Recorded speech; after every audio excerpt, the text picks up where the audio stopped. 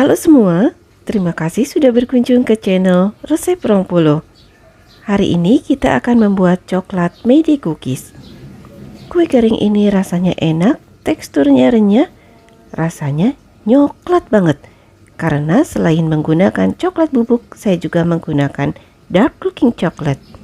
Yuk tonton terus supaya tidak ketinggalan step by stepnya. Bahan-bahannya 200 gram margarin, boleh juga diganti dengan butter. Kemudian masukkan 90 gram gula halus. Kita ayak dulu ya, karena gula halus biasanya suka bergerindil.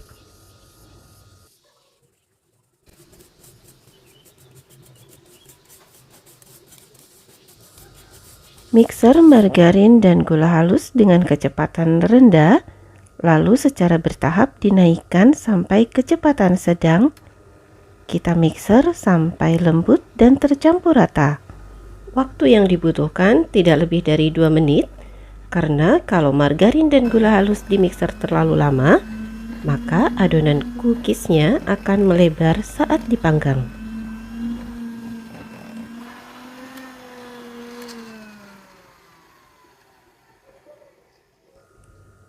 Bersihkan pinggiran mangkuk menggunakan spatula supaya margarin dan gula halus yang tertinggal di pinggir mangkuk dapat ikut tercampur rata dengan baik.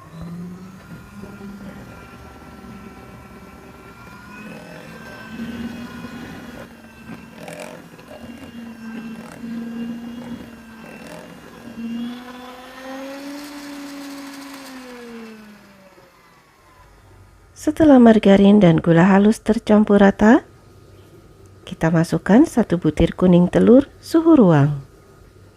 Dan untuk menghilangkan bau amis telur, saya tambahkan setengah sendok teh essence vanila.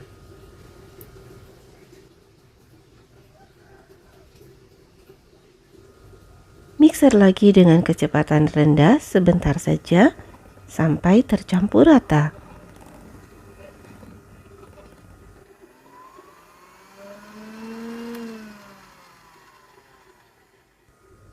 Kemudian masukkan 75 gram dark cooking chocolate yang sudah dilelehkan dan sudah dalam kondisi dingin. Seperti ini ya teman-teman. Tuang ke dalam adonan sebelumnya. Pastikan dark cooking coklat ini dituang saat sudah dingin, karena kalau kondisinya masih hangat, nanti margarinnya akan meleleh. Mixer dengan kecepatan rendah sampai tercampur rata. Buat teman-teman yang baru bergabung, jangan lupa tekan tombol subscribe-nya ya, supaya tidak ketinggalan video terbaru dari saya yang diupload setiap minggunya.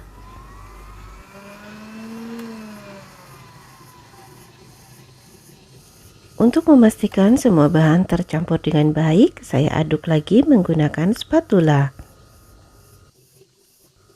Bahan-bahan kering yang digunakan 250 gram tepung protein rendah, 15 gram maizena,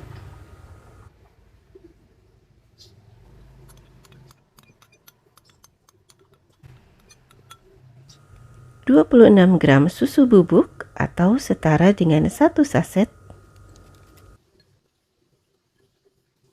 15 gram coklat bubuk, seperempat sendok teh soda kue,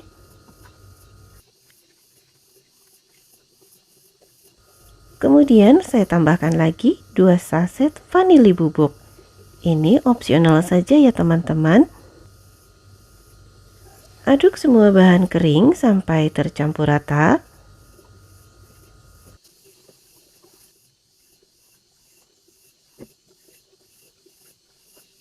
Masukkan campuran bahan kering sambil diayak supaya tidak bergerindil dalam adonan.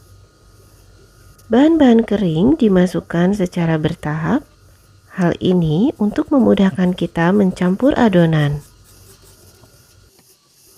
Aduk menggunakan spatula sampai tercampur sebelum menambahkan bahan kering berikutnya.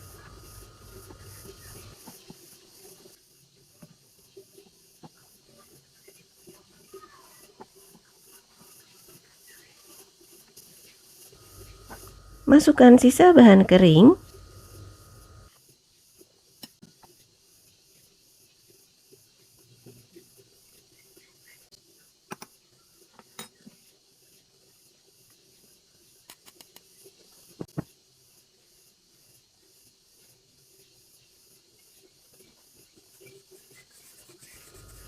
Aduk menggunakan spatula sampai tercampur rata.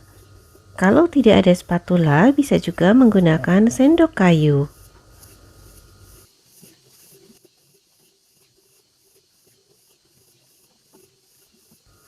Untuk memastikan semua bahan tercampur dengan baik, saya uleni sebentar menggunakan tangan.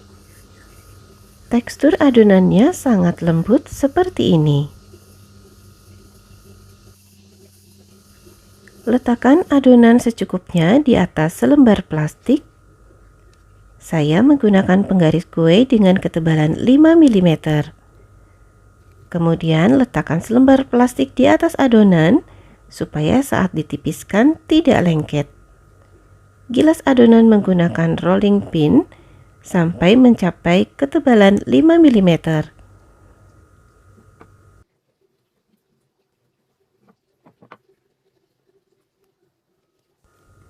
Di resep ini saya menggunakan cetakan berbentuk lonjong atau oval dengan bagian pinggir yang bergelombang.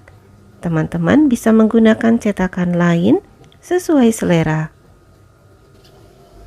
Suhu oven dan waktu yang diperlukan untuk memanggang dalam video ini hanya sekedar rekomendasi. Teman-teman bisa menyesuaikan dengan oven masing-masing.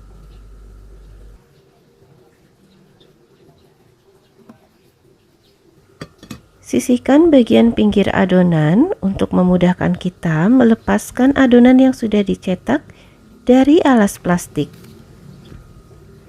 Pindahkan adonan dari lembar plastik secara perlahan supaya tidak rusak.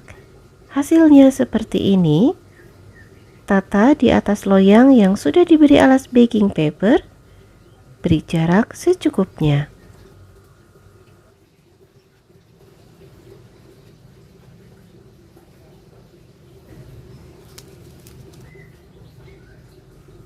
Lanjutkan mencetak sampai adonan habis. Kalau tidak ada penggaris kue, maka ketebalan adonannya bisa dikira-kira saja. Jangan terlalu tebal dan jangan terlalu tipis. Mari saya perlihatkan lagi hasil cetakannya. Seperti ini ya teman-teman. Ketebalan adonannya 5 mm. Penggaris kue yang kita gunakan sangat membantu saat kita menipiskan adonan sehingga menghasilkan ketebalan yang merata di setiap sisi. Sebagai hiasan, saya gunakan kacang mede yang sudah dipanggang dengan suhu 125 derajat Celcius selama 10 menit. Ini saya gunakan sebanyak 130 gram. Tetapi sebelumnya, permukaan adonan yang sudah dicetak saya oles dulu menggunakan putih telur, tipis-tipis saja secara merata. Olesan putih telur akan membuat kacang mede tidak mudah terlepas setelah matang. Selain itu, permukaan kue kering akan mengkilap. Letakkan kacang mede di bagian tengah sambil sedikit ditekan. Mengoles putih telurnya sebagian-sebagian saja ya teman-teman. Jangan langsung sekaligus supaya putih telurnya tidak mengering.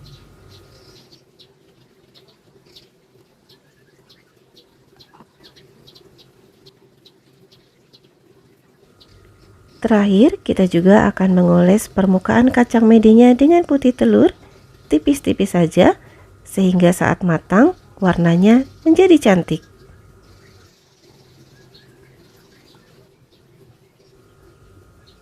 Panggang dengan suhu 140 derajat Celcius selama 19 menit atau disesuaikan dengan oven masing-masing. Oke, ini dia teman-teman, coklat mede cookies sudah matang. Diamkan beberapa saat dalam loyang, kemudian dinginkan dalam suhu ruang di atas rak pendingin. Setelah betul-betul dingin, Simpan coklat mede cookies dalam wadah kedap udara supaya kerenyahannya tahan lama. Selain rasanya yang renyah enak banget, penampilan coklat mede cookies ini juga cantik karena tadi kita menggunakan olesan putih telur sehingga permukaan kue keringnya mengkilap, kematangannya merata, kacang medenya juga berwarna kuning cerah. Saat dipatahkan, coklat mede cookies ini renyah banget. Selamat mencoba di rumah ya teman-teman. Terima kasih sudah menonton video ini sampai selesai. Semoga bermanfaat.